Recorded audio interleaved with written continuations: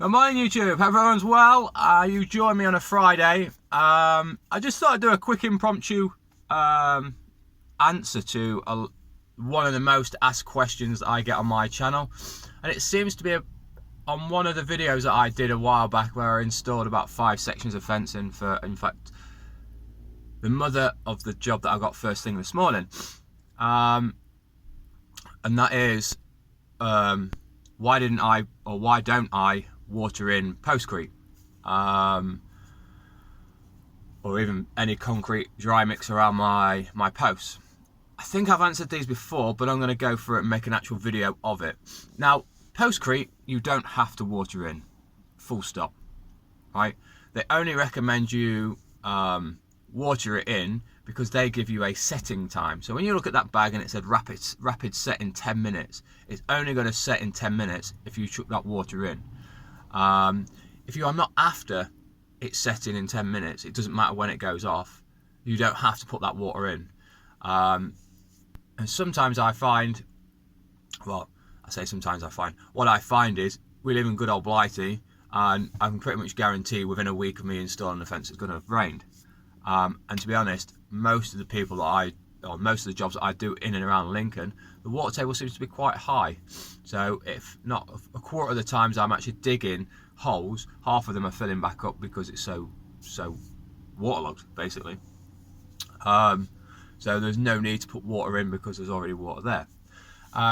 In a dry mix, or in post mix actually, I like to have it dry because the stomping bar that I've got, if you move your post and it's not quite in the way, you can stomp down either side or whichever way you want it to go, just to move the post just that little bit more. Whereas if you wet it up and you set it, it's done. That's it. You have to redo the whole thing again. You have to knock the concrete off. So it gives you that bit of flexibility. That's the word I'm looking for. A bit of flexibility when you're putting them in. And most of the time when I've put a fence in and I've done it on camera, I will go around with either a hose or a watering can. And because the posts are shaped like H's, if you aim water into the hole, into the gap, it goes down and fills in. And half the time that's what I do anyway. I just go in afterwards and make sure there is actually water going down there, especially if it's going to be a dry week or something like that. But there we go. So you don't actually have to add water to Postcrete. It's going to help, don't get me wrong, it will help, but when they give you that guidelines on that bag and it says rapid set in sets in 10 minutes, the only way it's going to set in 10 minutes is if you follow their guidelines and stick X amount of water. I think it's a gallon of water per bag or something sort of like that, 4 litres or something from memory. Don't, because everyone's different. Every bag of Postcrete, whether you get it from Tarmac, I get mine from Listers,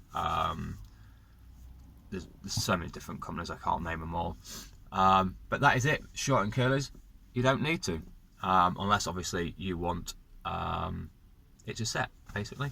So there you go, just a quick answer to a question that I've been asked quite a few times, and it seems to be on the same video as well. So, and I think that's one of my most watched videos, so I may watch it again and copy it and see what I did right on that one, and go from there. So hope this helps somebody out. You don't need to water in Postcrete unless you want it to set sharpish. So, short and colours. See you later. Bye bye.